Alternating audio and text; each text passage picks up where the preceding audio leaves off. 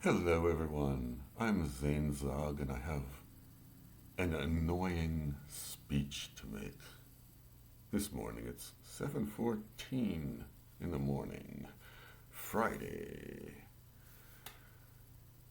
What the fuck is it date? Who cares? Um, it's January 24th, I think it is. Yeah, it's the 24th. I didn't even read the news yet. What was I reading? I was just thinking about some. Oh, it was religion and the Christian right. Personally, I'm going to reiterate just for clarity. I've been a liberal. I was a liberal Democrat. That's the way I grew up. People, I'm 67. Yeah, I'm 60. I'm senile.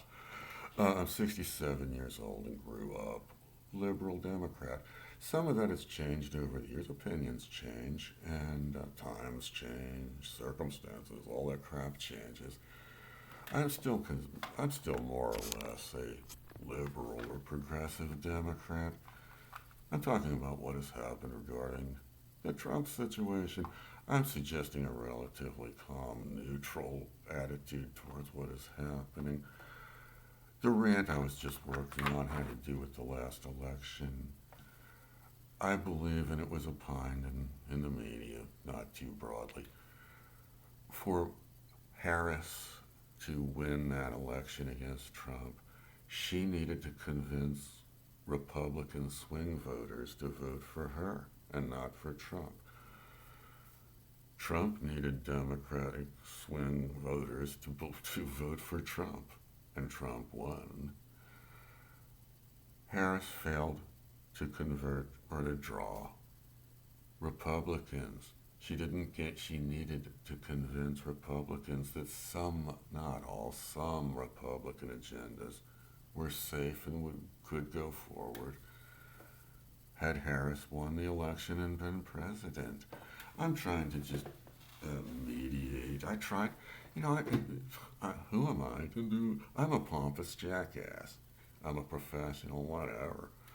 No, he's not. I'm an amateur pundit, is what I am, and this is a speech. Amateur speech. No, I believe the Democrats failed to communicate with the Christian right, which would have been supporting Donald Trump. They should have communicated that the Christian right could be, that the Harris administration could be responsive to Republican Christians. There's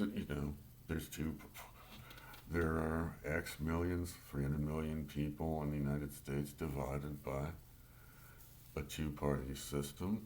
The president will be dealing in the best interest, is to be hoped, of both Democrats and Republicans. Right now, no Democrat I know will admit that Donald Trump is going to act in the interest of Democrats, poor people, or the middle class. The statist agenda, I wanted to harp on that a bit. Irrespective of what is exactly true, the situation begs Democrats to force, and Republicans, Democrats and Republicans, to pressure state government to do what the federal government will not be doing. Trump appointed or attempted to appoint Linda McMahon, Secretary of Education. That is an indication the federal government is bailing out of education.